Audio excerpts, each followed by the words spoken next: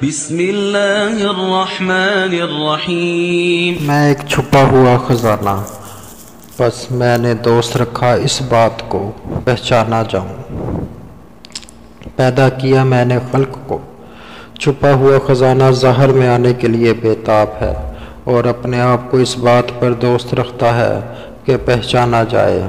اور وجود میں لاتا ہے خلق کو۔ اللہ رب العالمین اپنے تخت غائب و عزت پر جلوہ فرما تھا، اپنی عظمت و جلال کے کبریائی پردوں کے پیچھے ہی تھا، ابھی حجاب و اخفا کے نقابوں میں ہی تھا، اور اس نے چاہا کہ اپنے انوار مقدس جو چو چاں کی کیفیت سے محتاط تھے، اور اپنی رحمت اور ربوبیت کے مطلع پر اپنے جلال و جمال کی صفات کی چند شعائیں ظاہر فرمائی کی توازہ کرنا چاہی، تو اپنی حکمت اور قدرت کاملہ سے موجودات کے ابتدائی اثار ظاہر کرنے شروع کیے، خلق وجود میں لانے لگا، خلقت کو اور گواہ رکھا اپنے آپ کو تاکہ پہچانا جائے۔ آئیے آدم کو تصوف کے دائرے سے دیکھنے سے پہلے قرآن و حدیث کی روشنی میں آپ صلی اللہ علیہ وسلم کی ظاہری وجود عالم میں آنا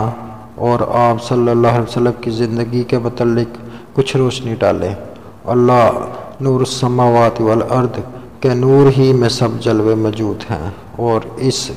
واحد نور کے سوا کہاں سے کہاں تک اور کچھ بھی نہیں۔ اس نور میں جب یہ ارادہ پیدا ہوا کہ ظاہر ہوئے، تو اسی نوری وجود میں ایک وجود میں آیا، وہ بھی نور ہی تھا، اور جب رب العالمین نے اس نور پر توجہ کیا تو وہ اس کو بہت ہی عزیز لگا۔ اس نور کو رب العالمین نے کئی ہزار سال اپنی دید میں رکھا اور توجہ کو قائم کیا، تو وہ نور اللہ کے اسرار سے بھرپور ہونے لگا، اور اس نور میں بھی وہی کیفیتیں آ کر سمانے لگیں، اور یہی نور نور محمدی ہے۔ اور جب نور محمدی کل بھیدوں اور خزانوں سے بھرپور ہو گیا تو فرمایا، میرا نور اللہ تعالیٰ کے نور سے ہے، اور کل شے میرے نور سے وجود میں ہے۔ یہ فرمان نور محمدی کسی بھی فرمان سے پہلا فرمان ہے، کن فیکون کی منزل اس کے بعد کا مقام ہے۔ اس نور کی تعریف ہے جو رب العزت نے فرمائی۔ رسول خدا نے فرمایا، سب سے پہلے اللہ تعالیٰ نے میرے نور کو پیدا کیا۔ نور محمدی میں جب کل بھید اور راز سما گئے تو وہ حجابات سے باہر آنے لگا، تو خالق کائنات کو ارادہ ہوا کہ اس نور مجسم کے جلووں کو ظاہر کیا جائے، تو اسی نور اعلیٰ سے نور سے کل کائنات کو وجود میں لایا، اور آسمان کو ستاروں سے سجایا، اور نظام شمسی قائم کیا، اور اسی نظام شمسی کے دائرے میں زمین کی گردش کو قائم کیا، اور زمین کو خوبصورت سے خوبصورت شکل دی۔ نباتات، جمادات، چرند پرند،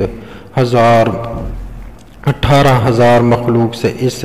گلشن کو گل و گلزار کیا۔ یہ کرہ ارض جنت کا ایک ٹکڑا بنا ہوا تھا،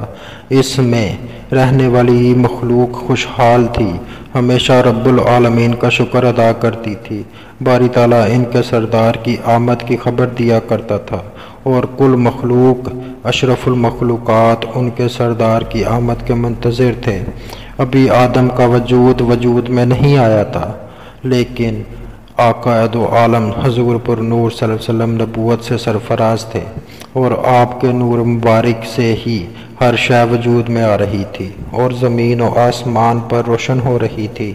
حضور پر نور صلی اللہ علیہ وسلم نے فرمایا، میں اس وقت نبی تھا جب کہ آدم ابھی پانی اور مٹی کے درمیان تھے، الغرض کئی ہزار سال بعد دنیا عالم کی سرزمین کے وسط میں جو خطہ زمین کا مرکزی حصہ ہے، ابو قبیس کے پہاڑوں کے دامن میں، بحکم رب العالمین کل عالموں سے خاک مبارک